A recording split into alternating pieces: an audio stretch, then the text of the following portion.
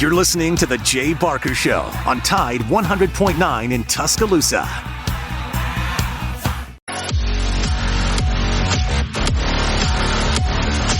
Our show, presented by Haley Sampson, Union Home Board, on a steamy Friday afternoon. It's officially the first evening of high school football. A few games have been pushed back an hour for the heat, but we'll talk about that with Ben Thomas, AL.com. At the bottom of the hour, Kevin Skarbinski, a longtime writer and member of the Basketball Writers Hall of Fame, is going to join us as well. And then we're going to go bourbon and cigars around 1:30 as we'll talk with Reagan from R&R.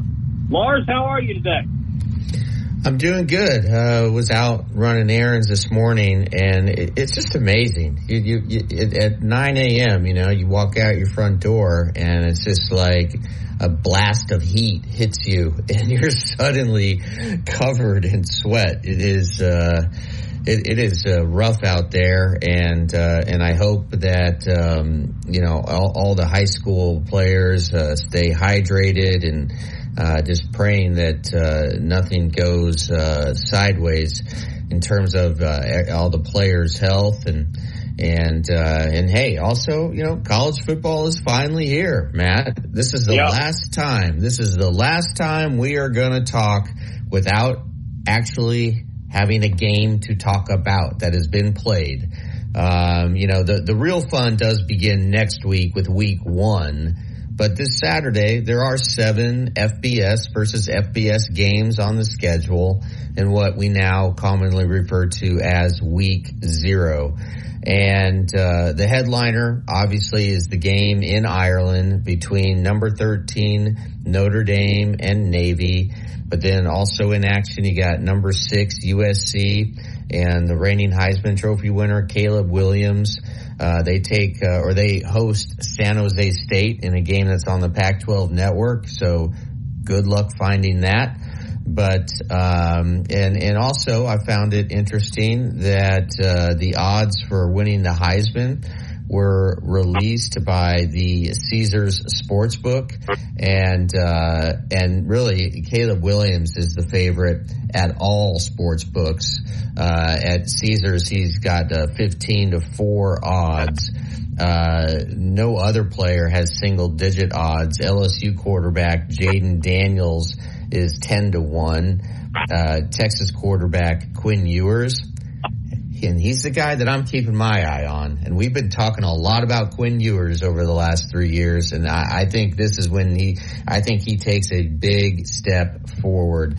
Quinn Ewers is at 14-1, and then Michigan quarterback J.J. McCarthy, who is the top returning quarterback in the Big Ten. He's a big reason why that Michigan is the favorite in the Big Ten. His odds are at 16-1. And well, he's the only experienced quarterback coming back of the top 4 in the nation, right? That is correct. And so that makes this a bit of it's a unique situation that there is a lot of inexperience at the quarterback position among the top teams in the country. And Bo Nix, he's also at 16-1. Sam Hartman, quarterback at Notre Dame, transferred from Wake Forest, he's at 16-1. Drake May, who a lot of people think could be the second overall pick in next season's NFL draft, he's at 16-1. And I found interesting that Marvin Harrison Jr., wide receiver at Ohio State, he's at 18-1. And I think he's got a really good chance. I mean, Marvin Harrison Jr., I don't know if you've had a lot of opportunity to see him play, Matt, but he's incredible. He's incredible. He's incredible. I think pound for pound, he's probably the best player in the country. And then quarterback Carson Beck, Georgia, he's at 20-1. Yeah, so be interesting, I am a little surprised, but I know this is there's a lot of uncertainty, obviously, around the Alabama quarterback position. But I'm a little surprised that one of the Alabama quarterbacks didn't show up there, and you know the one that I'm talking about. Really? I thought perhaps he would sneak in to the 20-1 list, but I don't know what the odds are for Jalen Milroe, but if they're like 50-1, man, why not put a little money on that? Because look, because he's not gonna win. I know. I'm just call me Mr. Flippy Floppy. All right. Well, hey, it's your money. You put your dime on it. I'm serious. I mean, I'll have to look up what his odds actually are. But let's say that he does assume the starting quarterback position, and Alabama goes on to win the national championship. Right? I mean, right there, you're in the conversation, or Alabama goes on to make the college football playoffs. You're in the short conversation for winning the Heisman Trophy if you are the quarterback of a team that has guided your squad to the Final Four in the college football playoffs. So anyway, it often goes to the quarterback on the best team in the country. And this has become, unfortunately, in my estimation, a quarterback award. And the only player that I mentioned that wasn't a quarterback is Marvin Harrison Jr. And he's 20-1. Yeah. But it's interesting though, at FanDuel and DraftKings, and those are the two largest U.S. sports books, Marvin Harrison Jr. has actually gotten more bets than Caleb Williams. So more than twice as much money has been bet on Harrison than Williams at FanDuel. Yet Harrison is a 30-1 underdog. So take it for what you will. That's who I would bet on, to try and get a little return on it. And I think we all saw, at least in postseason, what this guy can do. And his father is the Hall of Famer, right? Yes. I think if not, he should. I don't know if he could say this since he's still in college, but he's already better than his father. Am I wrong? That's saying something. Yeah. Marvin Harrison Sr. was just an amazing player at Syracuse. I remember him there, and then once he got teamed up with Peyton Manning, and then they had Reggie Wayne on the opposite of him, and they had Dallas Clark, a great tight end who could control the middle, so you couldn't necessarily double Marvin Harrison.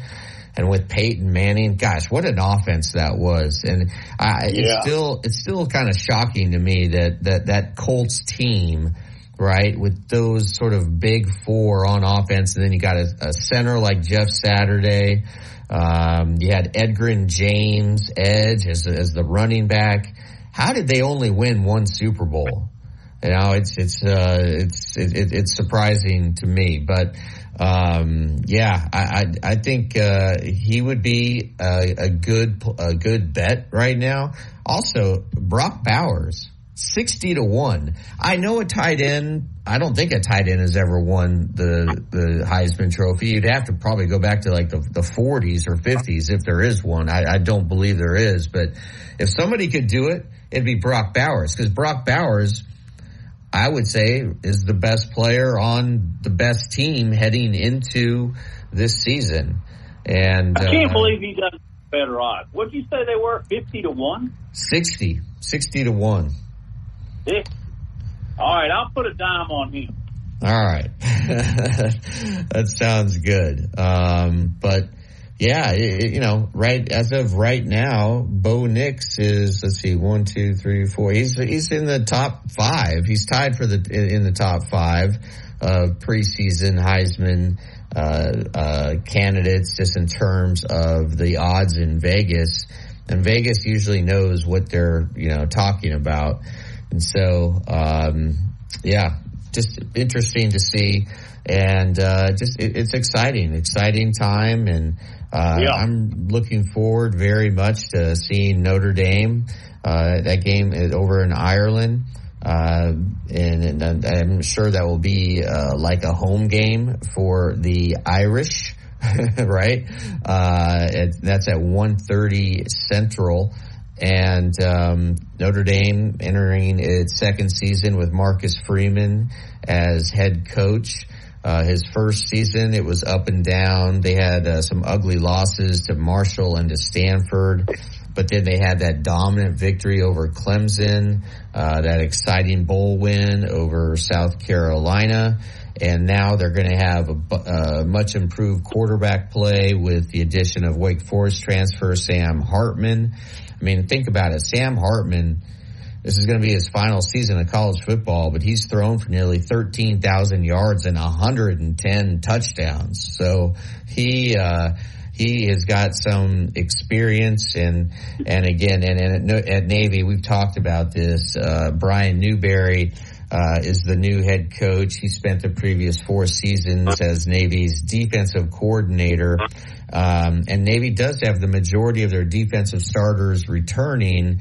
And what Brian Newberry has done is he brought in Grant Chestnut from Kennesaw State to be his offensive coordinator. But it's still going to be an option attack, but there's going to be a lot more passing plays in the play calling. So the midshipmen are going to put the ball in the air more than we have seen in seasons past. But we'll get into the rest of the games. So the slate isn't it's not what you'd call riveting, but nonetheless, we got college football tomorrow, Matt. Yeah, we do, and we have some in-state. Of the games that you were just looking at, you said there were 7 FBS games, 6 or 7?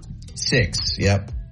Do they list Jacksonville State? No, 7, excuse me, 7. There is 7, and let's see. Yes. So Jacksonville State, UTEP. So UTEP at Jacksonville State, which is on CBS Sports Network. Yeah, Sports Network. And that's at 4:30 Central.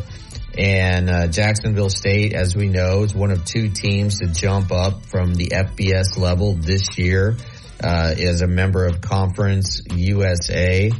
And I love the fact that Rich Rodriguez, he is entering his second season as the coach of the Gamecocks, and this will be a good test for them. UTEP they've been 12-13 over the past 2 seasons, and I think they are aiming to get to a bowl this year. But I'm just excited to see. I'm just excited to see actual college football being played. But I am pumped for this Jacksonville State team. Because you and I both love Rich Rod, and he's one of the best characters in my view in all of college football. I know he got in some trouble at Arizona, some indiscretions, but this is I would guess that this is most likely his last stop. And Matt, he is all in at Jacksonville State. Oh yeah, I talked to Tuffy Crow, and he said you ought to just see him in practice. He's the most active coach he's ever seen, and that's the guy that coached with Jimmy Fuller. So, Lars, never in my life have I entered a show, and that's 50-plus years of broadcasting experience, more handicapped than I am right now. And I'll explain that because I'm going to throw myself a little pity party on the other side of this break. You're listening to Big Noon Sports. Tide 100.9 Tuscaloosa weather. A very hot afternoon, partly sunny, a few isolated showers or storms possible through the evening hours. The high today 99, the low tonight 73. Tomorrow morning sunshine, a few isolated storms by afternoon, the high at 97. I'm James Spann on the ABC 3340 Weather Center on Tide 100.9. It's 97 degrees in Tuscaloosa. The best sports talk in Alabama. This is Big Noon Sports.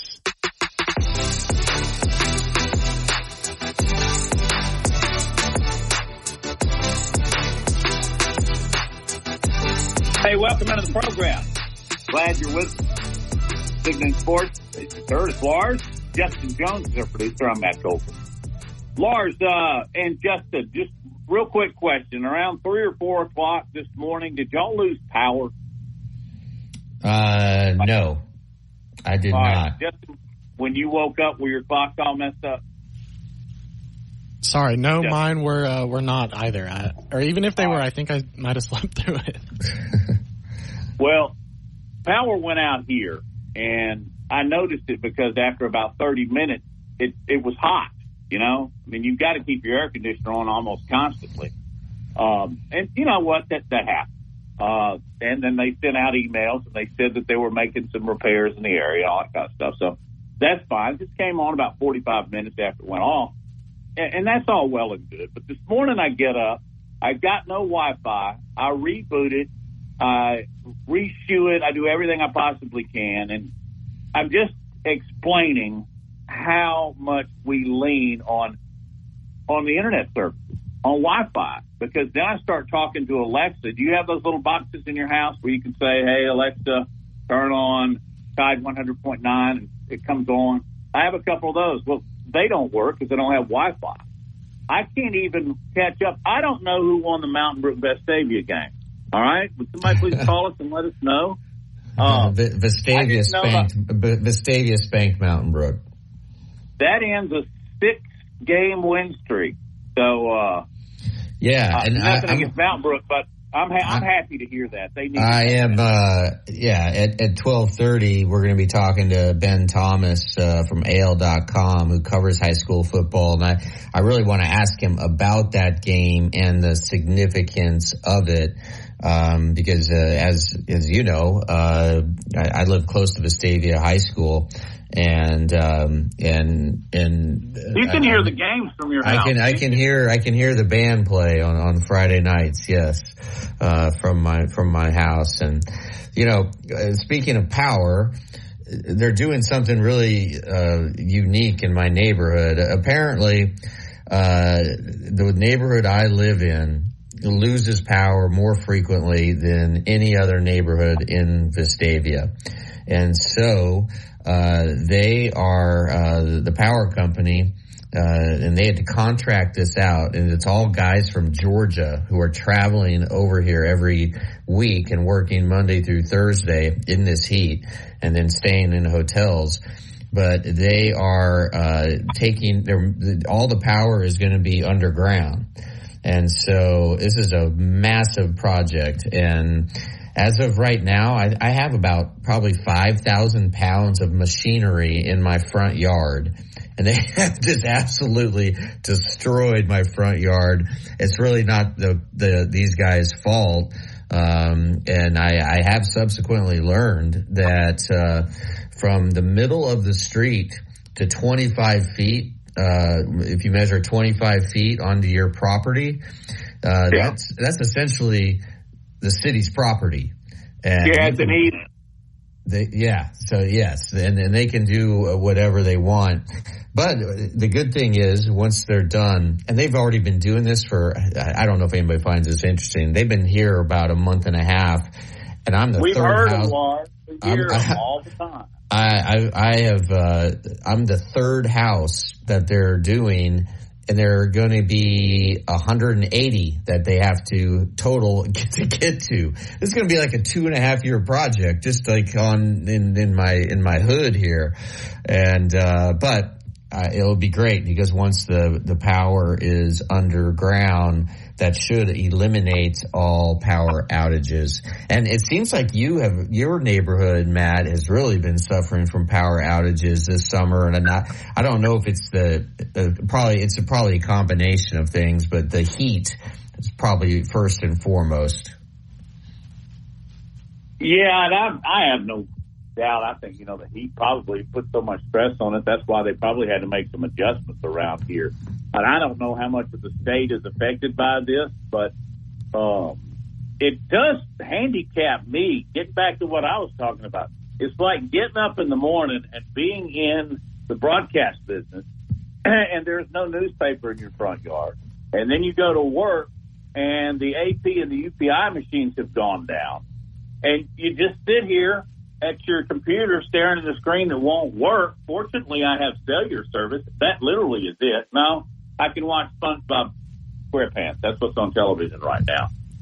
But my point is how dependent we are.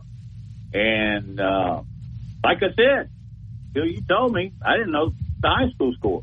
I don't know what's above the fold, Lars. You're going to have to catch me up. What's going on in the world of sports today? What is going on in the world of sports today? Well, like I said, Caleb Williams is the betting favorite.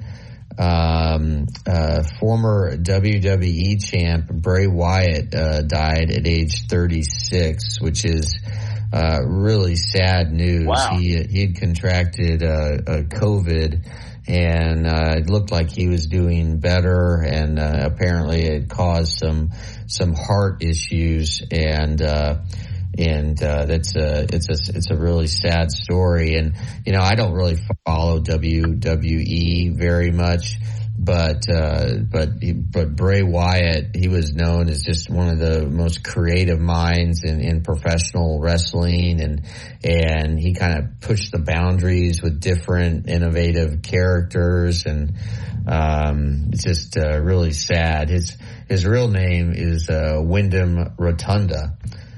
That's an interesting Why didn't he name. use that? I know. So he's been inactive for the past several months while dealing with what was then an undisclosed health issue. And it's just it's really sad that he lost his life. And he came from a wrestling family. His father, Mike, he gained fame in WWE as Irwin R. Shyster, which is another good name. And he was married to a former WWE ring announcer, JoJo Offerman. They had 2 children, and he had 2 other children from a previous marriage, and is a former WWE champion and a WWE Universal champion. And just really sad, and has really rocked the world of WWE. And that has been a big story. And last night in NFL preseason, I got a chance to watch the Steelers going against the Atlanta Falcons. Steelers decided to play their ones, their first string. The Falcons did not. But I'll tell you, even though the Steelers were going against the twos of Atlanta, Pickett looked great. Kenny Pickett looked like he has taken a huge step forward and was just extremely accurate, drove the ball down the field. And I tell you, a player who is going to have a breakout year, in my estimation, is George Pickens, right? And we all know about George Pickens. He went to Hoover High School.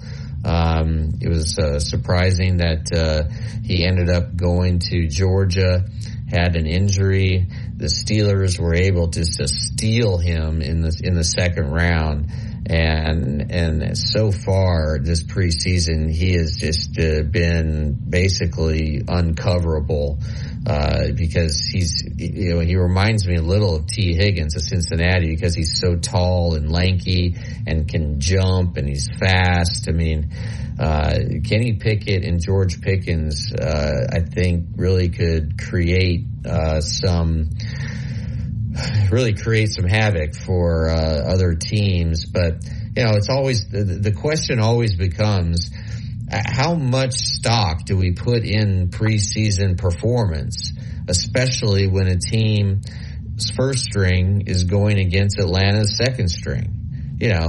And so you kind of have to take it, I guess, with a little bit of grain of salt, but nonetheless, Pittsburgh just couldn't have been more impressive. And I think the final score was 24-0.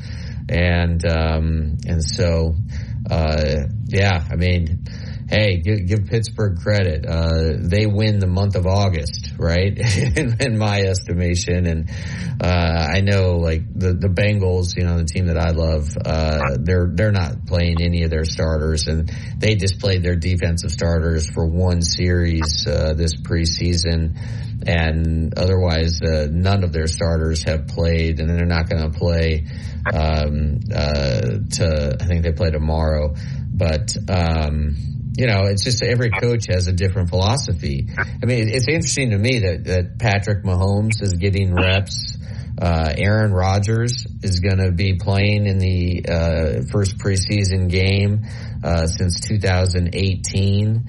Because I think the coaches just want to make sure that he's got this chemistry going with his receivers once the action is live. But what they're going to do with Aaron Rodgers, they're just going to get the ball out of his hand as quick as possible, right? He will not, I can almost guarantee you, he will not take a hit. And he's smart enough not to take a hit. And meanwhile, Kenny Pickett can't make it. Kenny Pickett's got too small hands. We all know that.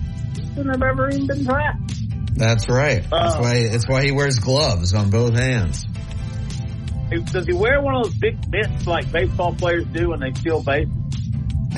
And their fingers about 2 feet? Not 2 inches. All right. Hey, Ben Thomas, longtime sports writer in the state of Alabama from AL.com, who really focuses in on high school football, which begins tonight, although there was a couple of games last night. He's going to join us from AL.com on the other side of the break. You listen to Big Noon Sports, presented by Haley Sensing, Union Home Mortgage. To the Plains. This is Alabama's most in-depth analysis on the SEC. This is Big Noon Sports.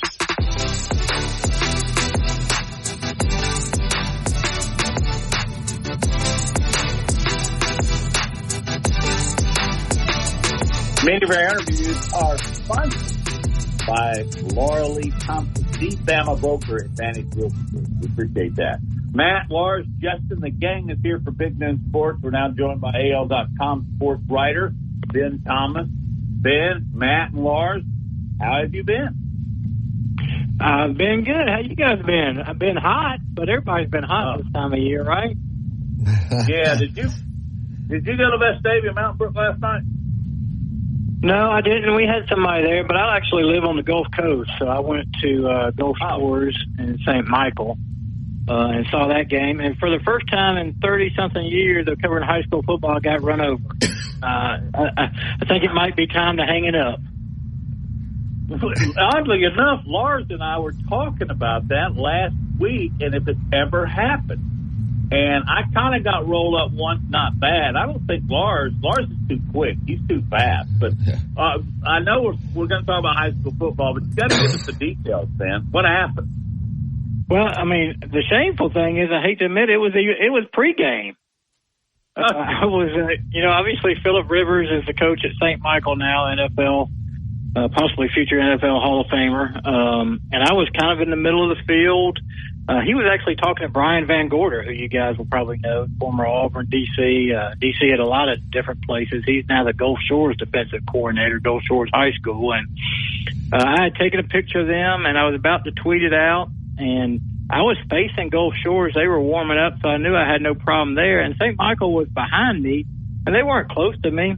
But unbeknownst to me, they started practicing punt return while I was looking at my phone. And so I had my back to him. A young man was running back. He was tracking the ball. He had his back to me, and I got walloped right at midfield. I was about 5 feet from Phillip Rivers, and he kind of went, what? And it was too late. I was busted on the ground. But I successfully jumped up, just a little bit embarrassed. And then every play that came on, I usually walk on the sidelines during the game.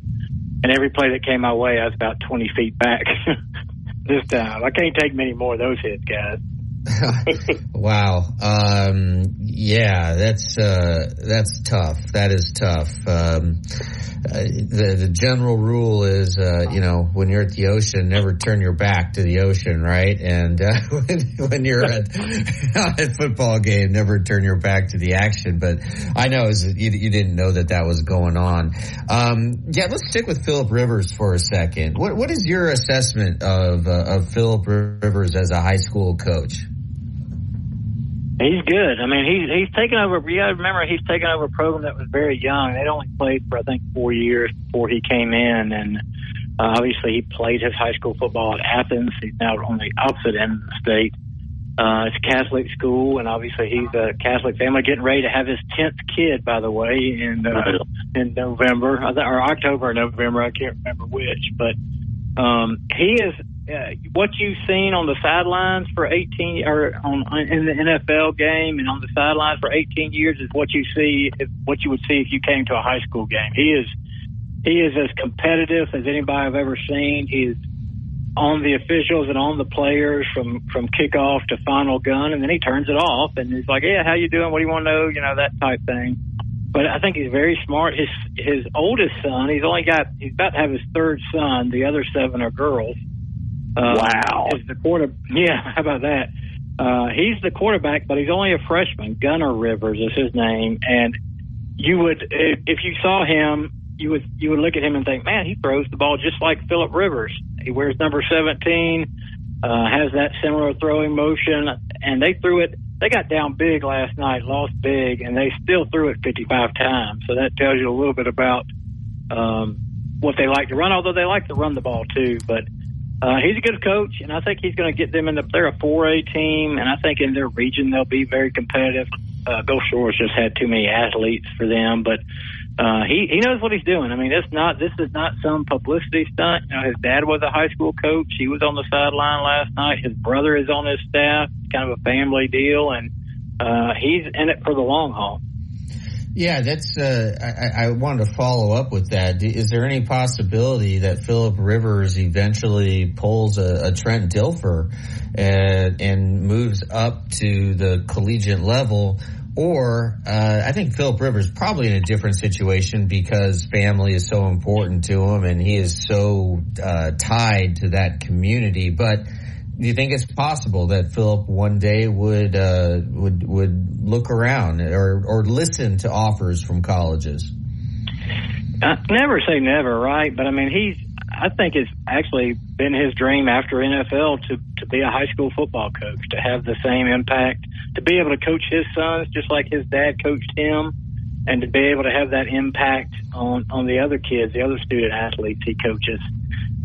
He said when he first took this job, which was kind of out of nowhere, one summer he did a camp down here, and we're like, wow, what's Philip Rivers doing a football camp down here for? Well, it turns out that he had kind of gotten to know this little school that had just started up. And, when he retired, people said, well, he'll go into the announce booth maybe. And he said there was some thought about that, but he said, look, I can't do something where I don't have any effect on the scoreboard. And you can tell that if he's on the sideline. He wants to win, and he could go to college. He's never talked about that being his goal. I think right now he's happy doing what he's doing. I tell you one funny story about him. He has his youngest son played in the flag football league with my son, and I saw him there one day, and he was his team wasn't even playing, and I'm like, "What are you doing?" And he said, "Oh, we're getting ready to play this team coming up on Saturday." I'm like, "Are you scouting 8-year-old flag football?" And that's what he was doing. He was like seeing what they were going to run, so he could be ready for it on Saturday. So, really good guy that probably needs to maybe even tone it down a little bit on the sideline in high school football. But it's been fun watching him and getting to know him a little bit. Ben Thomas from AL.com is with us on Big Noon Sports. Ben, our flagship station, we stream all over the world, I guess you can technically say that. We've got a station Annis and Gadsden. Our flagship station's in Tuscaloosa, though, so I wanted to see if you could shine a little light on maybe a couple of games worth taking in tonight in that area, those regions. Yeah, man, I'll have to look those up. I mean, obviously, there's some big games around. I just threw you a curveball. No, it's all good. It's all good. we'll start off with two big games in the Birmingham area that I think will be of interest to Tuscaloosa. I mean, 4 7A powers, really 5 if you count Thompson, playing tonight. Thompson and Opelika in that kickoff classic game in Montgomery at 8 o'clock. Auburn and Hoover, 2 semifinalists playing in Hoover, and then obviously Central Phoenix City and Hewitt-Trussville playing. I think Central Phoenix City is going to be really loaded this year. You know, the team I like, there's a couple of teams I like in the Tuscaloosa area. One is Hillcrest Tuscaloosa. You know, they've been very good in the last couple of years. Their star quarterback, Ethan Crawford, who went to Southern Miss, got hurt late last year, and they ended up losing to Fairland, who went on to state championship. They're going to be good again. I mean, Jamie Mitchell's done a great job down there. I think they open with South Haven, Mississippi, and then they play at Pike Road next week. So I've got my schedule says that South Haven game's on Saturday, so that might not even be tonight. And then, you know, I like what Adam Weingarten is doing at Tuscaloosa County. They've got one of the best, if not the best, running backs in the state, and Kevin Riley, who's committed to Miami. Kind of doesn't get a lot of attention because, you know, he's playing in that same region with Thompson and Hoover and Hewitt-Trussville and all those guys. But this guy, if you get a chance to watch him run. They play at Central tonight, which is a big rivalry, Central Tuscaloosa. So it'll be, I'm interested to see what Kevin Riley does for Adam Weingarten's team. And you know, they had kind of they bounced back a little bit last year. They've kind of been a little bit down from what we traditionally know Tuscaloosa County to be. Last year they went 6-4, but it's hard to get in the playoffs in that region up there, guys.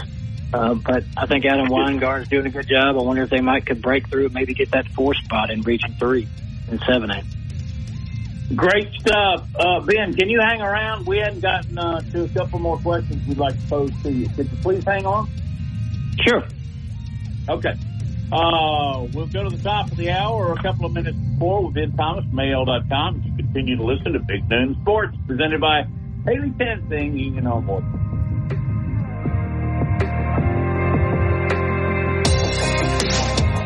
Dead battery. Securing the best mortgage possible requires a lender who has knowledge, is trustworthy, and treats customers like family. And no one is better at all of this than the mortgage miracle worker, Haley Sansing. Based right here in Tuscaloosa, Haley Sansing has spent decades working in the mortgage industry. With Haley, it's personal, holding your hand from contract to close. With Haley, it's about one thing, you. Call Haley on her cell, yes, her cell, 205-792-1813. That's 205-792-1813. Let Haley help you. NLMS number 230376. Tide 100.9 Tuscaloosa weather. A very hot afternoon, partly sunny, a few isolated showers or storms possible through the evening hours. The high today 99, the low tonight 73. Tomorrow morning sunshine, a few isolated storms by afternoon, the high at 97. I'm James Spann on the ABC 3340 Weather Center on Tide 100.9. It's 98 degrees in Tuscaloosa. From T-Town to the Plains, this is Alabama's most in-depth analysis on the SEC. This is Big Noon Sports.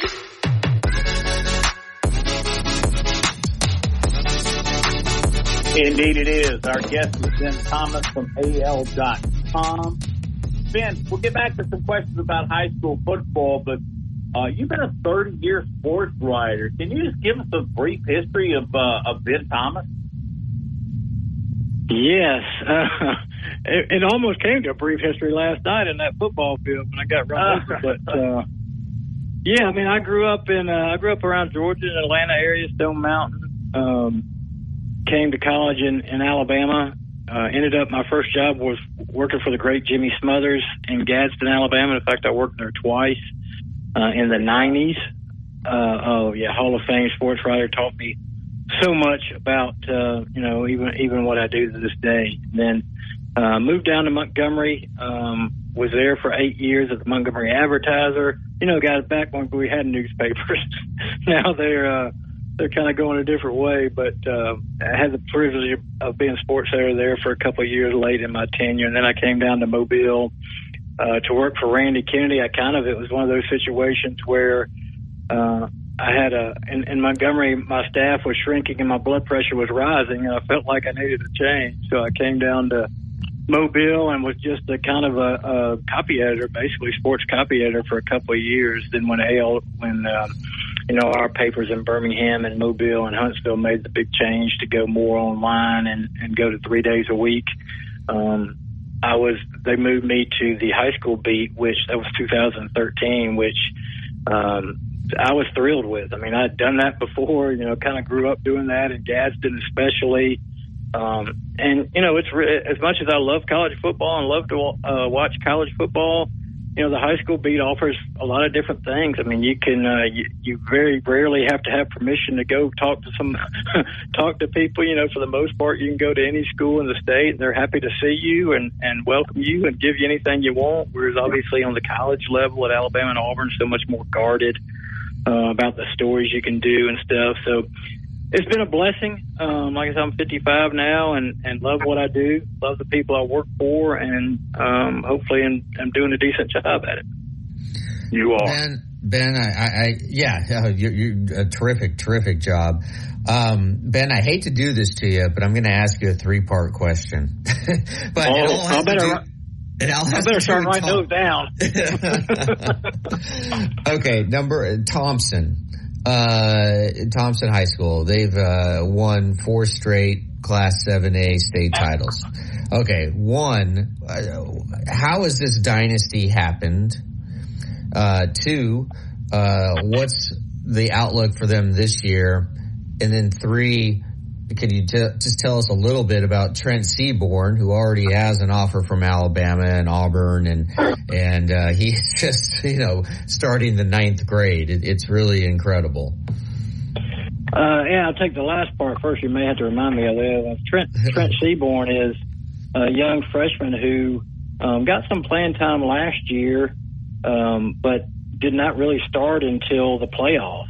Zach Sims, who's still at Thompson, by the way, the Coach Freeman says he's going to play both those guys, was the starter, had an injury late. They got beat by Hoover in the regular season, and they started Trent in the playoffs, and they caught fire again. People forget that Thompson lost 3 regular season games last year, which in the last 5 or 6 years has been unheard of. But Trent got them back on track. They beat Hoover in the rematch in the semifinals, and then went on to really beat Auburn bad in the championship game, in which Trent was MVP, threw 5 touchdown passes in that game. He is, I think he's now over 6 feet. That was kind of a question about how tall he might get. Very smart guy for his age. I talked to him this summer at a 7-on-7, talked to his dad. I asked him kind of how he's handling the attention, and he said, one thing, my dad handles all my social media, which is probably a novel concept for a young man that age, but very smart kid. You got to be in that Mark Freeman offense and to know all he's running, because he sometimes is, I think, drawing up plays in the dirt on the sideline. So really good player. Anxious to see what he does in the next couple of years. I think he's really going to be good. At how they've done it, Mark Freeman, I mean, it all starts with him. He was down here at Spanish Fort for a couple of years, won 2 state titles at Spanish Fort. He is an offensive guru.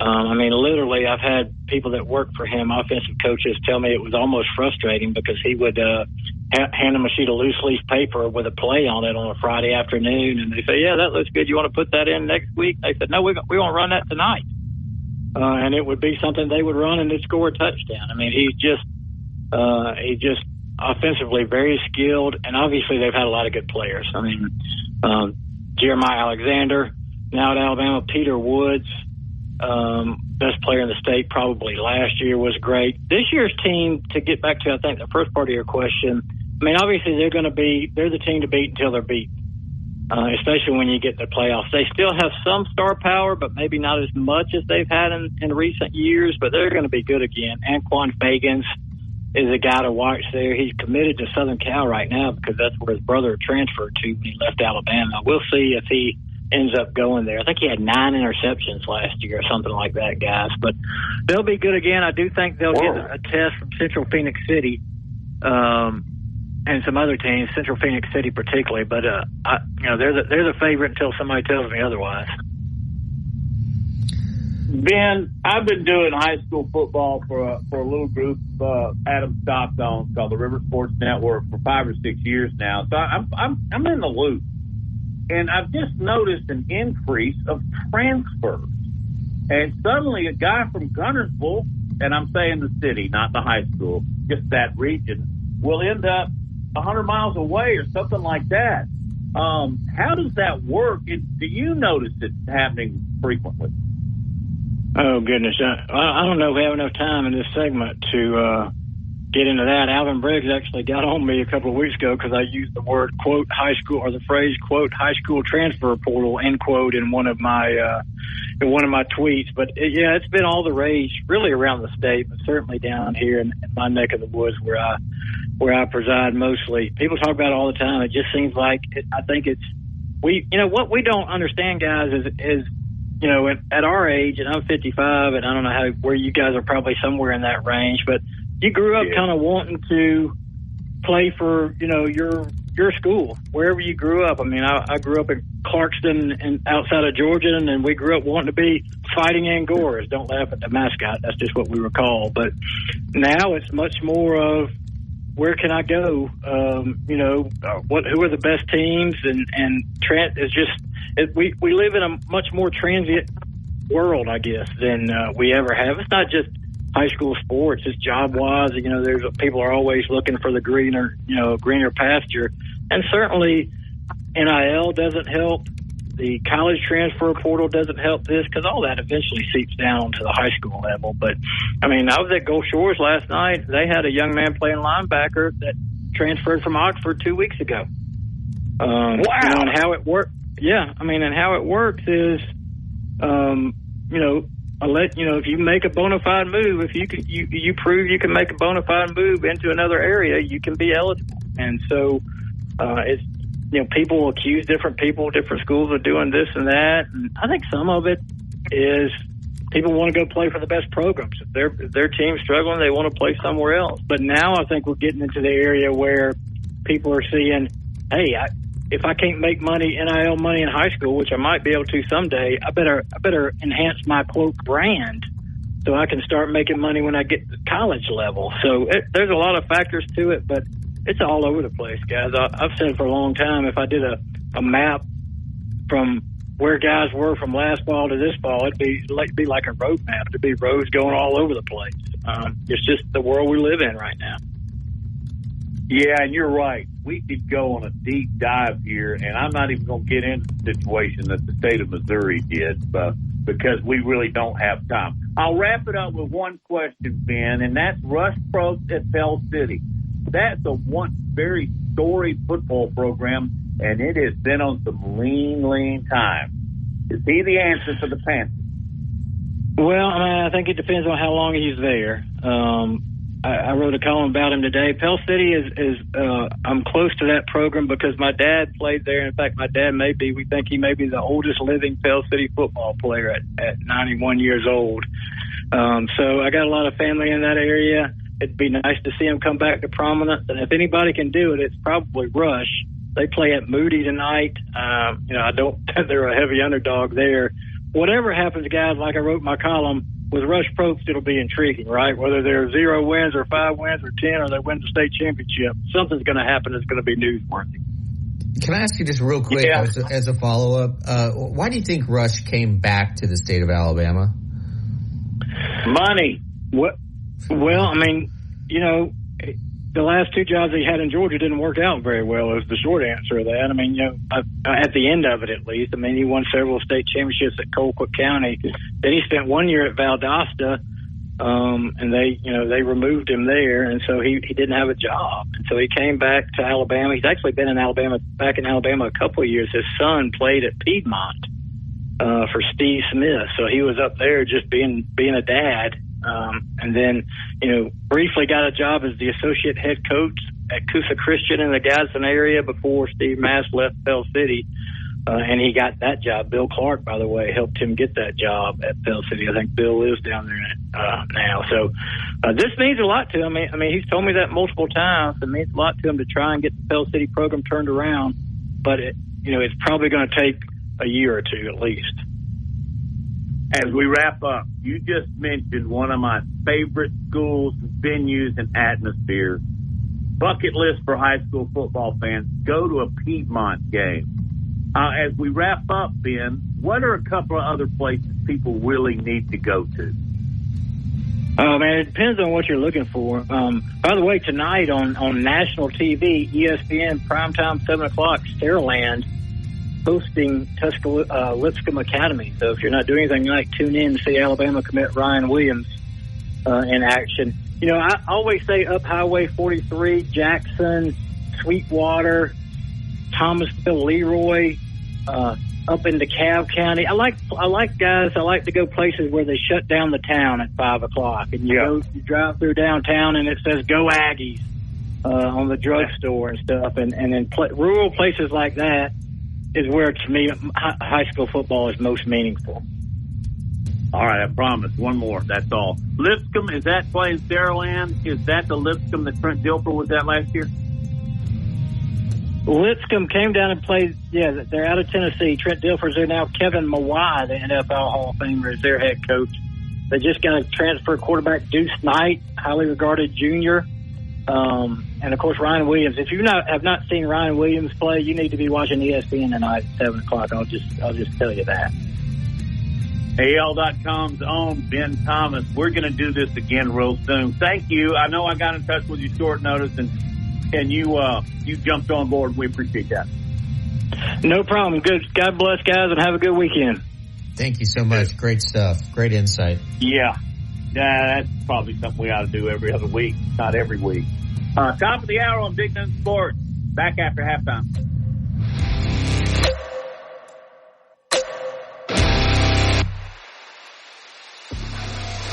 Owner of R&R Cigars, the Cigar Mansion in downtown Tuscaloosa, located at 2703 6th Street across from the Home 2 Suites. Come down to R&R and see why we're the ultimate cigar and bourbon experience. With over 165 bourbons and 5 private barrels, our selection of bourbon is unmatched. We have the best cocktails around, and our cigar selection is legendary. Our lounge and service are world class. Come and experience the luxury of the mansion and see why it's a world-renowned cigar and spirits destination.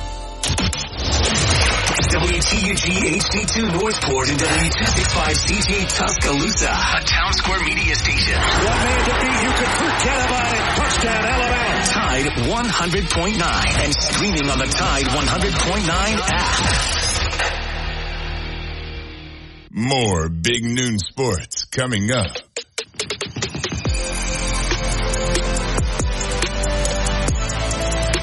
Justin Jones, the one and only golfer and linebacker. This is the fine show. Lars Anderson, I'm Matt Coulter. Joined by longtime friend, longtime writer, Hall of Fame basketball writer. I bet you don't get tired of hearing that. Kevin Skarbinski, how are you, man? I'm good, fellas. How are you today? Hot like everybody else. What are we going to do? Sit here and talk about it? Doesn't do any good. Kevin, we'll get into detail on some specific topics, but you're a part of AL.com's lead, and take the opportunity to explain that to people. Okay. Well, the lead is a new publication, relatively new, I guess about 2 years old or so now. It is, think of it as, rather than getting a rolled up newspaper tossed into your driveway, it's a rolled up newspaper tossed into your email inbox. It was designed for people who appreciated newspapers, reading them daily on a variety of subjects.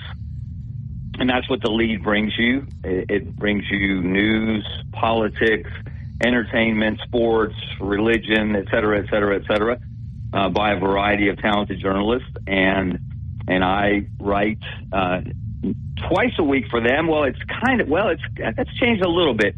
I have a Sunday column that still appears in the lead, and obviously will focus on big college football games every weekend during the season. And then I also now write a newsletter, which is a little bit different. It allows me to touch on a variety of subjects rather than a typical single subject column. And you can subscribe to the newsletter. And if you subscribe to the newsletter, you also get all the columns I write for the lead. So it's just different again, different products from AL.com, from the Advanced Media Group, if you will, and trying to give readers a number of choices on what they can read to keep up with what's going on in Birmingham, in the state, and around the region and country. Kevin, we had talked right after it was announced that you were going to be inducted into the U.S. Basketball Writers Association Hall of Fame, and again, major congratulations on that. And you went in with just some absolute titans of the business. One of my good buddies, Seth Davis, worked with him forever at Sports Illustrated. And I texted him after when the announcement was made, and he was very humble, and he said, it just means we're all getting old. And also you went in with my real good buddy Grant Wall, who tragically lost his life due to a medical condition when he was covering the World Cup.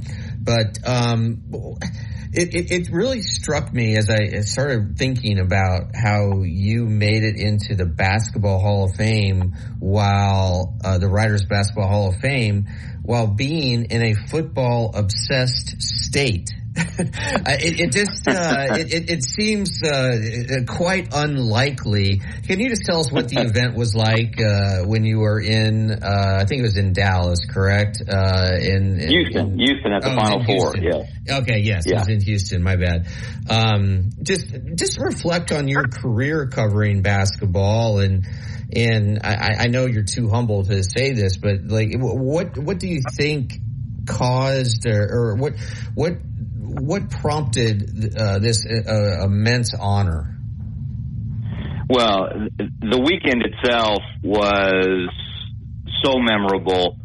I wish my entire family had been able to be with me, but my younger son was playing in the Jefferson County High School tennis tournament at the same time. So he and my wife stayed with him, but my older son, he flew in from Gainesville, where he's in college, and so he and I were able to spend the weekend together, and I've covered a lot of Final Fours, but that's the first one I ever attended really kind of as a fan.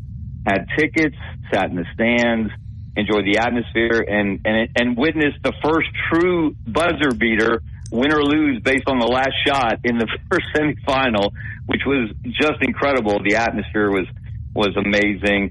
But the event itself, it was a luncheon on Monday, the day of the championship game, and to see people that I've known through the years that have, I've learned from, admired their work, to, see Dick Weiss, Hoops, his nickname is Hoops. I've known him forever. Mike DeCourcy from the Sporting News, I have a very strong suspicion, he won't quite admit it, that he had a lot to do with this, with pushing my candidacy. And he told, it's just a very humbling story, just to me and my son, about why he believed I was worthy of being in the Hall of Fame, as he is, of course, and as Hoops Weiss is, and it really, it was just an emotional time to be there, and then to meet Bob Ryan, who I'd never met before, and introduce him to my son, and so many other people. I met Grant Wall's wife, Dr. Celine, and his brother, and I'd never met Seth before. So that was interesting. Got to meet him, and Leslie Visser was also in the class. You talk about titans of the industry. She certainly deserves that title. So it was just awesome for me personally. I went way over the allotted 5 minutes in my acceptance speech.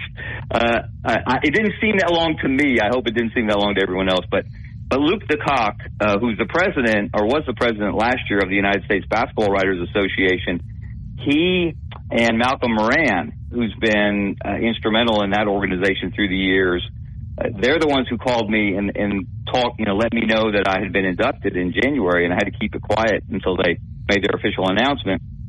But they said that, elevating the sport of basketball over a long period of time in a football state where basketball has been very successful, maybe not as consistently as everyone would like at every school, but as has racked up a pretty significant list of achievements from Alabama to Auburn to UAB to South Alabama to Troy, scoring 258 points in a game to set a record. I mean, you name it. I mean, there's so many. I've covered almost every Division I school in the state in the NCAA tournament at one time or another, with one or two exceptions, I believe. So it's, basketball has been underappreciated here and maybe underloved, but not by me. It's always been my favorite sport, and so I embraced it immediately, and that's why I was able to develop relationships with guys like Wimp Sanderson and Sonny Smith and Gene Bartow and Leon Douglas, and I could go on and on. But I think they appreciated the fact that I appreciated basketball, and I wasn't what they might consider another helmet head who was covering basketball out of as a requirement, not as something that as a thoroughly enjoyable experience. So it just, again, it's still awesome. I still have to pinch myself when I see that plaque behind my desk and just think back to that weekend. And again, being in that company of so many distinguished journalists who have made their marks nationally, it was humbling, and it was exciting, and it was a weekend I will never forget. I think this helped you because the three guys you just mentioned, Kevin, you and I were very, very blessed to have covered basketball in this state in the 80s. And I can remember the budget strain that those guys would put on us, because how do we send somebody with every team? Because every year, Alabama, Auburn, UAB would make it. And because of those three men. Turn the clock back a little bit on that. Man, that was fun, wasn't it? It was. And yes, you're right, Matt. I certainly came along at the right time. My first season as a writer at the Birmingham News, I was the Auburn beat writer. And that season, Auburn got to the Elite Eight. They beat number one seed St. John's and Walter Berry in the second round. They beat UNLV and Sidney Green, I think it was, in the Sweet 16. And then they played Louisville and Never Nervous Purvis Ellison in the regional final in Houston. And the game was tied with about 3 minutes left. So they were on the cusp of going to the Final Four. And that was the first basketball season I covered as a journalist. So it was a pretty special time. And as you said, Alabama was going to the tournament every year. UAB was going to the tournament every year. There were great storylines. There were great athletes. There were recruiting battles. There was intrigue. There were great just all-time personalities in those three men, just to name them, because they were kind of the leaders of building up the sport in this state during the 80s. And it was a special time. And I'm forever grateful to the Birmingham News, because we covered every game home and away. I covered Auburn's first game that season, which was in Hartford, Connecticut. They played in the preseason NIT, if you remember that event. They played West Virginia in Hartford, Connecticut, got beat badly, and I was able to, because I had extra time on my hands before my return flight home, I covered the Harvard-Yale football game at the Yale Bowl, which was another unforgettable experience in and of itself that weekend. So yeah, it was a great time to be a young journalist. It was a great time to be a young journalist who especially loves the sport of basketball. Well, and you elevated your game. Hey, can you hang on? Let's take you through the break and maybe talk college football. We'll put our helmets on for a little while. You're listening to Big Noon Sports, presented by Haley Sampson, Union Home Mortgage.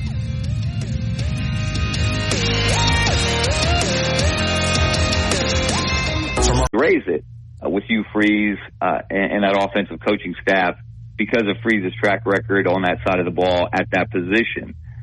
What I'm really interested to see, and I think this is where Auburn has an advantage if they use it properly in Robbie Ashford. And it was interesting to note that Hugh Freeze said on the first Tiger Talk of the season that Robbie Ashford has had his best practices since it was announced that Thorne was the starter and Robbie would be the backup. I thought that was telling. If he's not just spinning things in a positive fashion. If that's actually true, and from what I know of Robbie Ashford, from the people I know at Hoover, that's what I would expect, that Robbie is going to make the most of his situation, and he's a weapon. He's a guy you got to get on the field. He's a guy you got to put the ball in his hands. We saw his speed last year, what he can do in the open field, how he can make people miss, how he can turn a corner. And having him as a wild card, if he plays, he might play running back at times. He could play wide receiver. He could be a wildcat quarterback. There's any number of ways you can use him, and I think Hugh Freeze is pretty adept at doing things like that. So that's the fascinating thing to me, is to see what kind of production they get out of their offense, because they've been pretty anemic for a couple of years now, very sporadic, too many turnovers, not enough big plays, offensive line, with far too many holes. That supposedly is much improved through their work in the transfer portal. So can they be competitive? Look, Auburn, I shouldn't say this, given what we saw in 1993 and 2013, and first-year Auburn coaches have a tendency to surprise us and shock us in some cases, really, as Terry Bowden and Gus Malzahn did. So maybe I shouldn't say I would be shocked if they did that again or anything similar to that. But really, the next step for Auburn is be competitive. Be competitive against Alabama. Be competitive, and they were 2 years, shockingly, 2 years ago in Jordan-Hare when they went to overtime. Really should have won the game. They let that one get away. But and then Bryce Young happened, as he did on many occasions. But just can they be competitive? And really, not so much with Alabama, with Georgia.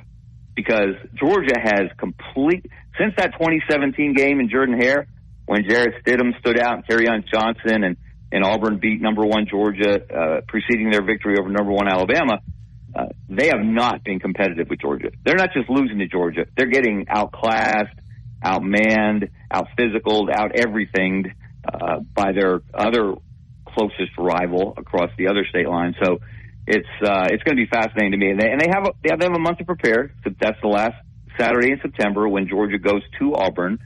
So that'll be a good sign, I think, of how much progress they've made and how much progress they still have to make to get back to where they would expect to be. All right, Kevin, I'm going to put you on the spot. What 4 teams, as we sit here in late August, what 4 teams are going to make the college football playoff? I haven't really. I shy away from predictions because I know how thin a thread they can be, how much we don't know about these teams. And like I said, Alabama more so than ever in the Saban era.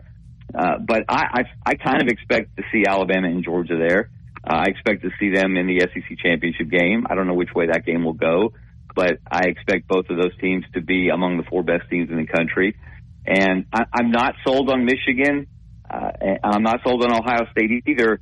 I think this could be a bounce-back year for Clemson and Dabo, and we could see Clemson back in there, and then probably the Ohio State-Michigan winner. I would say that's probably going to be your 4.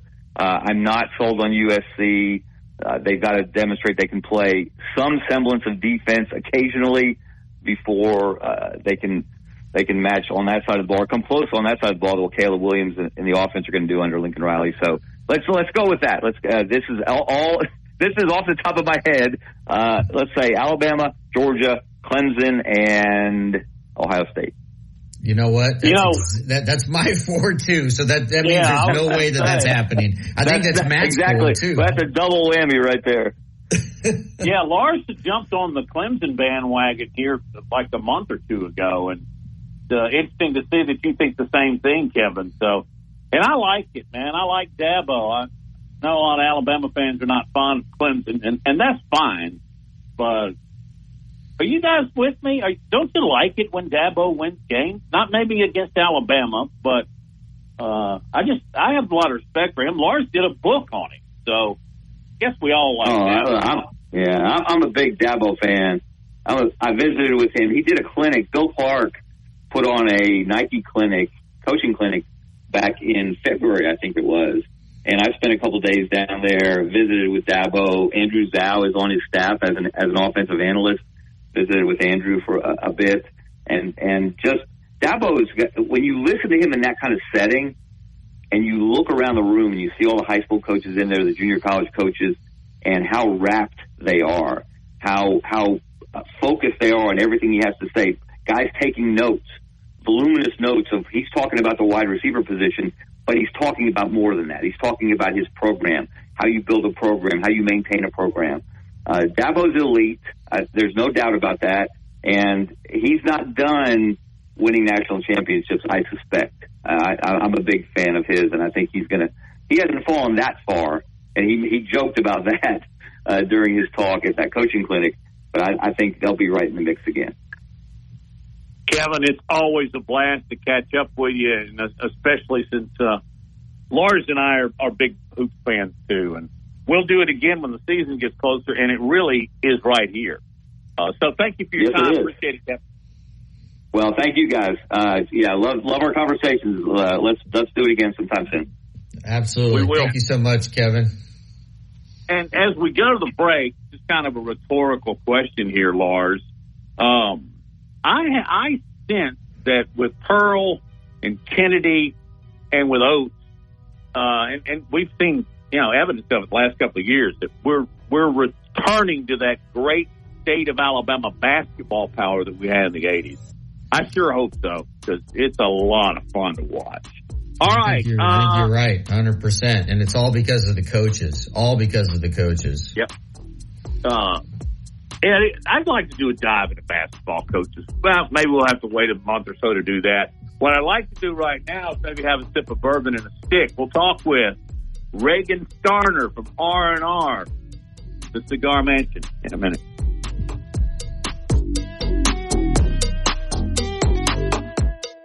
Tide 100.9 Tuscaloosa weather. A very hot afternoon, partly sunny, a few isolated showers or storms possible through the evening hours. The high today 99, the low tonight 73. Tomorrow morning sunshine, a few isolated storms by afternoon, the high at 97. I'm James Spann on the ABC 3340 Weather Center on Tide 100.9. It's 99 degrees in Tuscaloosa. Barry Buckner here. This is the Big Noon Sports Network.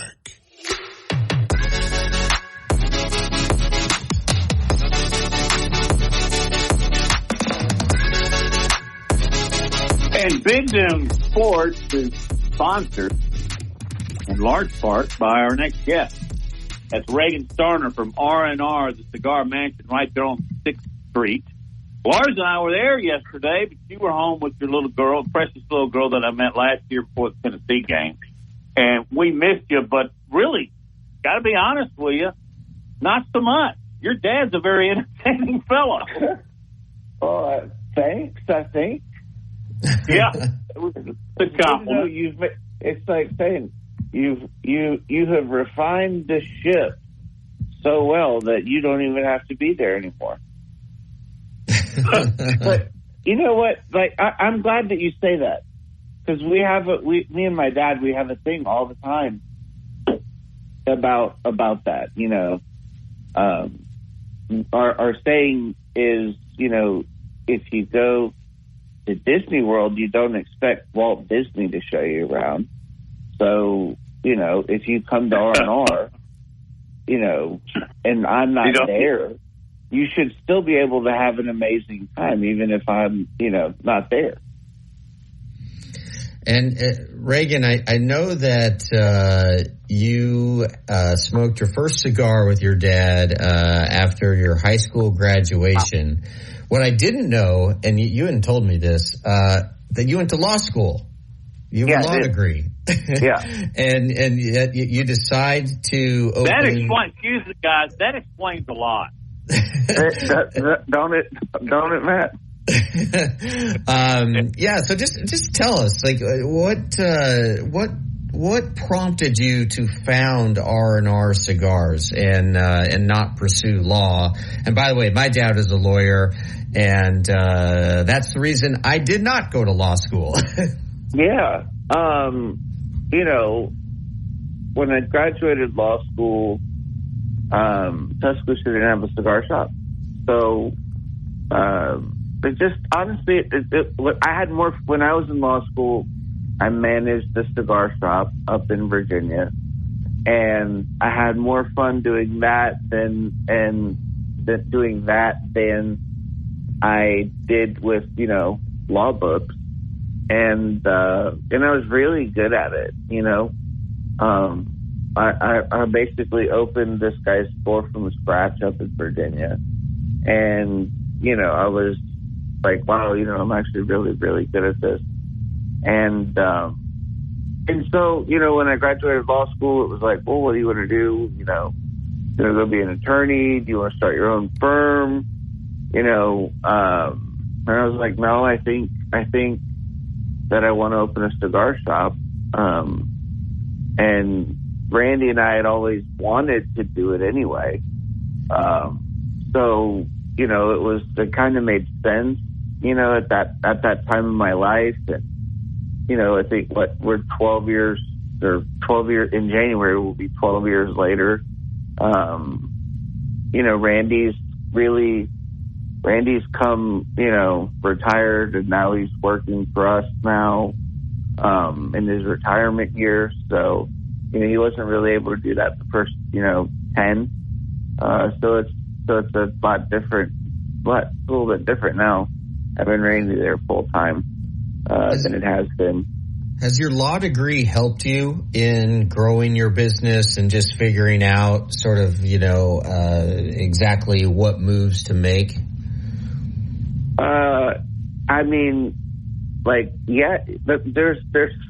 There's been a lot of times where the stuff that I learned in law school, what's crazy is, law school teaches you how to think, right? It teaches you a lot of thinking things.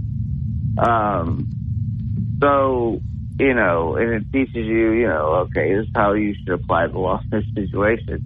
And what I've found more than not is, especially in a time like this, the law is really kind of what people say it is, not what it actually is. Like we saw that a lot during COVID, where it was like, hey, you know what, like, this is, like, you can't do this. And I was like, no, we can. And it's like, okay, well, no, you can't. Okay, well, if you keep talking about it, then you're going to lose your business license. Okay, fine, whatever.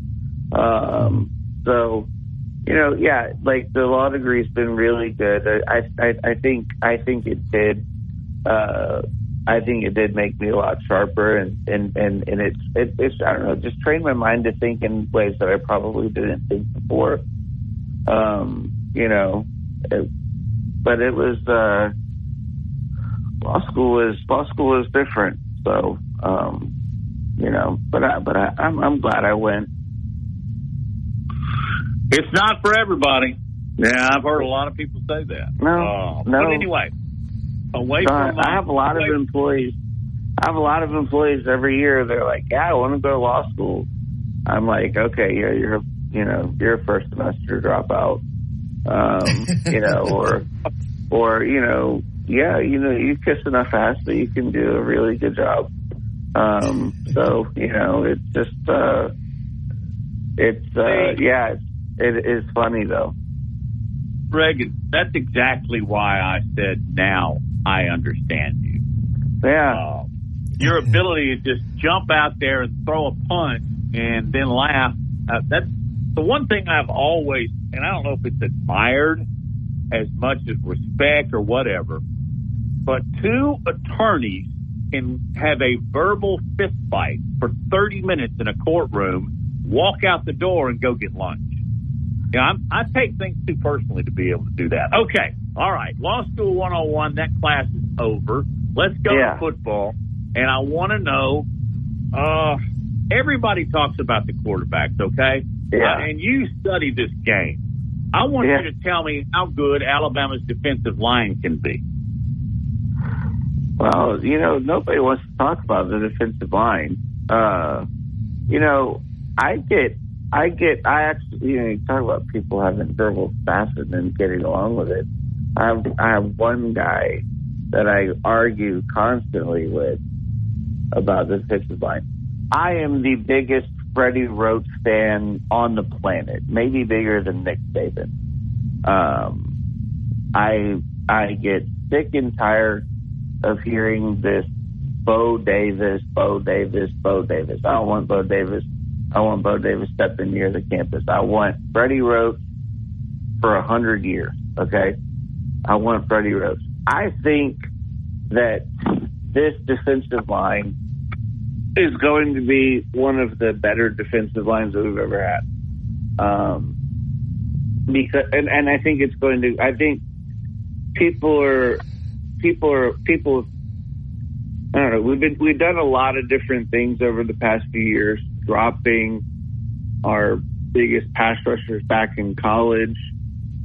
I don't think that'll continue this year. I think that Dallas Turner's going to have a big year. But I think I'm really excited. I don't know what all we're going to see from this defense, but I think you're going to see the defense go back to more of the old school Saban style of defense, very physical up front with the front seven.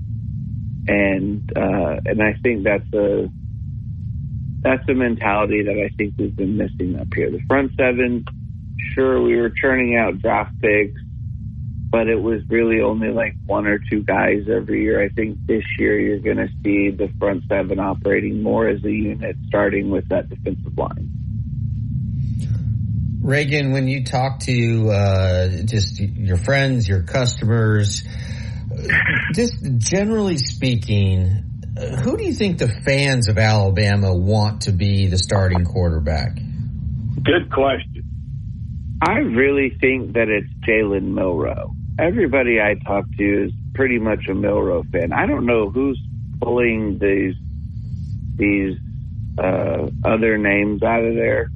I guess it's kind of, and people have really short memories. They're like, this is the first time we've had a quarterback competition. I'm like, really? Y'all don't remember Bryce Young and people wanted Paul Tyson? Or, you don't remember Blake Barnett?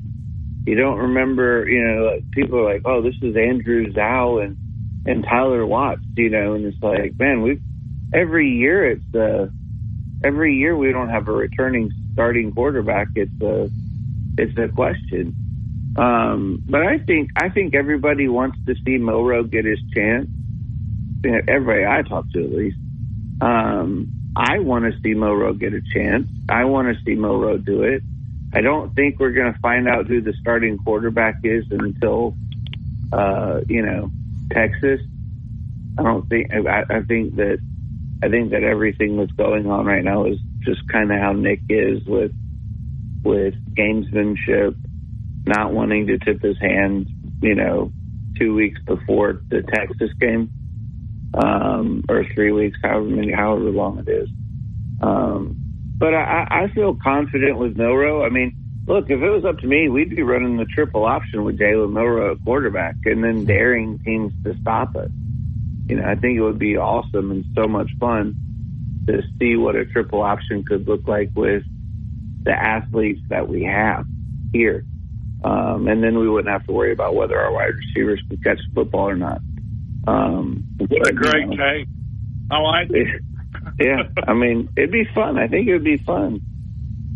Well, it'd be hard as heck to defend because all the defenses across the nation are going to nickel and dime packages. Yeah. That's why I think David's smart to go back to the run. I think it's brilliant. They don't practice against the run. Hey, Reagan, this year, you are going to join us on Thursday because you're a good picker against the numbers, okay? Yeah. You will be with us on Thursday, pick the Thursday night game, and then let's pull a couple of games of local interest, and you'll pick them too, all right? Yeah, man. I can't wait to do it. Tell Randy hey for it. And we'll Matt and I we'll go head to head with you, and let's use the next couple days to figure out what the winner receives. So we'll have some fun with it. I can't wait. It's called Basil Hate. All right. There you go. Thanks, Reagan. Oh man, Thank you. Thanks, Reagan. Thanks for everything you do.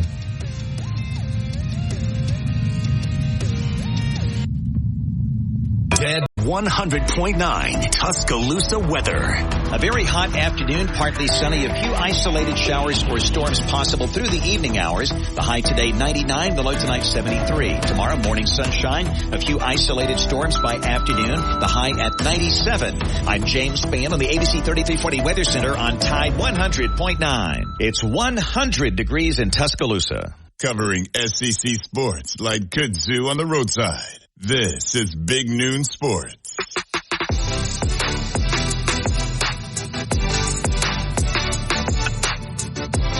Hey, guys, as we wrap up the show and the when y'all just heard James Spann say 100 degrees, he almost sounded like he was excited. I'm sure he's not, he's not pulling for us all to get overheated, but anyway, James, he probably doesn't get to say it very often. That's why he's excited. Anyway, hey guys, it's been a pretty good week. What do you want to wrap up with? Well, it's been a lot of fun, and I'll start, and then we'll kick it to Justin at Tide. But the other day after the show, I told you guys I was going to take my son Lincoln golfing, and I had second thoughts about it because the heat index was literally like 110 to 115. And, but man, little man, he wanted to go. My 8-year-old. And he's really into practicing. And Justin, I'd love to get your sort of take on all this. Like he wants it. He wants it. Like he already his goals are really high. And so he spent about 30 minutes on the range, and I probably annoyed a bunch of people because I just sat right behind him and, was just trying to help him. I wasn't even hitting and talking probably a little too much. But, then he just, we went and worked on pitching. And gosh, he's got really good feel. And I know, like, I'm a dad who is immensely proud of his son. But then we went out and played 9 holes, and we pretended that we were in a father-son tournament playing best ball. And Matt, I told you this, and I can't believe it. I've been playing golf all my life. I'm a decent golfer, I usually shoot like around 85, 84, somewhere in there. I can dip down into the 70s. Lincoln outplayed me. I mean, we're just playing on this little par 3 course, right? And it's just a pitch and putt. Each hole is about 100 yards. It's called the Backyard at Oxmoor Valley. But I couldn't have been more proud. I mean, he knocked in a 10-footer putt. He knocked in he jarred a 14-footer. He almost hit about a 65-footer double breaker. And this is a kid who could not putt to save his life just 3 months ago. And it's just amazing how quickly he's picking up the touch and the feel. And, I'm trying to document this like on social media if he ever does become like what I think he possibly can. But, man, it was hot. And it was in the top 10 of me being hot, in my life. But, I don't know, Justin, when did you start playing golf? And I know you're a very good golfer. Did you ever, did you play with your dad? Was it friends, family members? Who encouraged you to get out there? And did you kind of become obsessive about it the way that a lot of us are? Yeah, I'm a little jealous from hearing you say that just because I started playing golf so late. I only started playing golf when I was about a sophomore in high school. And, it's that same kind of drive. I love – it's almost therapeutic. I loved going to the range, just being by myself. I usually have some headphones in and listening. So I think you got something on your hands there. And I am very, we're talking about the heat a lot. I'm extra sympathetic as our AC in the upstairs of Town Square Media has been out all day, and it's about 84 degrees here in the studio right now. Oh, well, we picked a good day to do our shows remotely. Yeah, you guys timed it perfect. Because it was, it was what, Matt, about 58 degrees in there yesterday. It was a meat locker in the studio. Oh man, Justin, I didn't know that. That's a tough deal. Oh, and I'll add, Lars, just the other part of your question there. I played with my dad. I still play with my dad all the time. It's competition, and I'm glad he introduced me to it. I wish he got me playing earlier, so I'd be a little bit better than I am now. But it's definitely a good time. We always try to go out. We're going to try and go out and play this Sunday. So. Yeah, I some of my fondest memories of my father were just the two of us on the golf course. And the last time I saw him before he passed away, he wasn't feeling well, but he was feeling well enough to drive the golf cart in a mountain course. And my dad, in his prime, was a scratch golfer. And he coached me through kind of that last round that we played together, and I shot the lowest round of my life, a 77.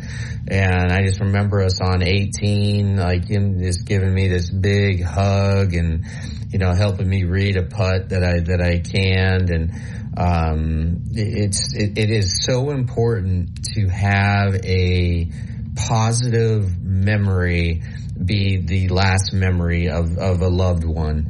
And I'm so grateful, and it's all because of golf, and to me now, playing with Lincoln, it's not necessarily about the golf. It's just about us spending time together and talking, and I love everything about golf. And Matt, did you have kind of any similar experiences either with your dad or your son or daughter on the golf course?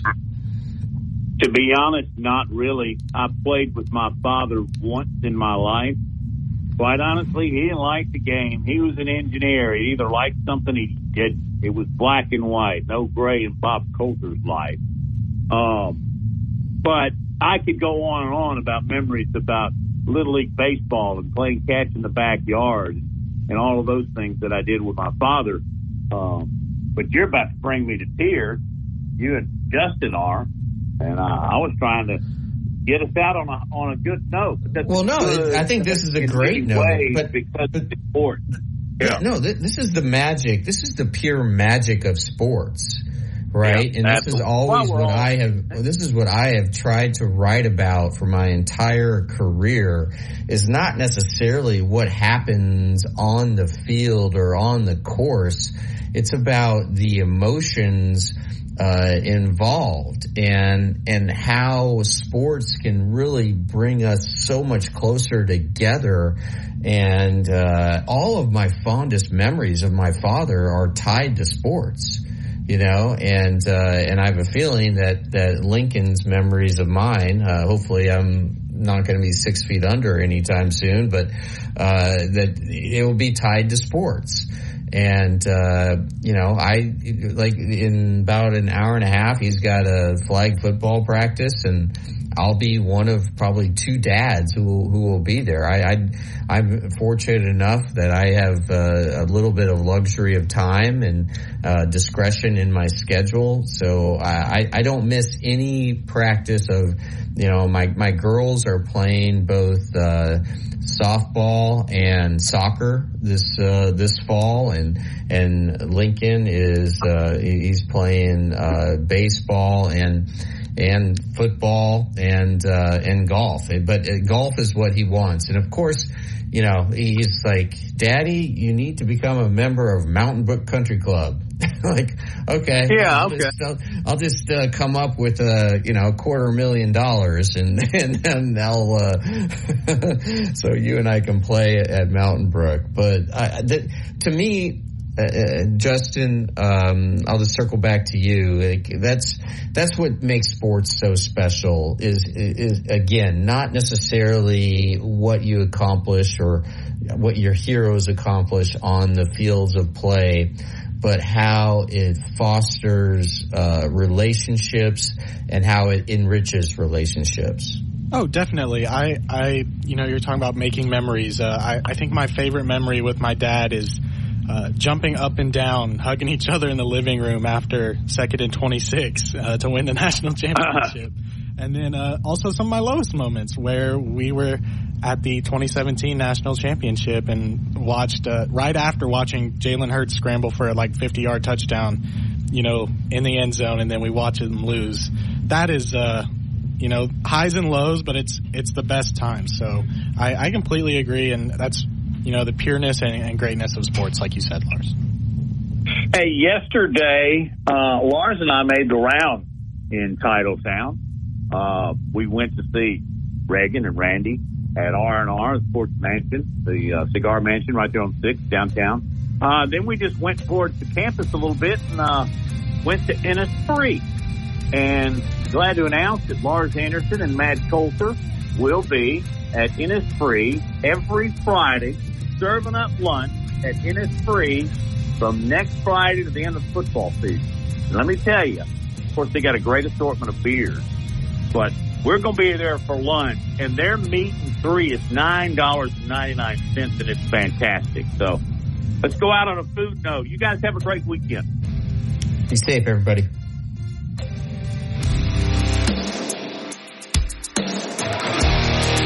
Hey, Buckner here.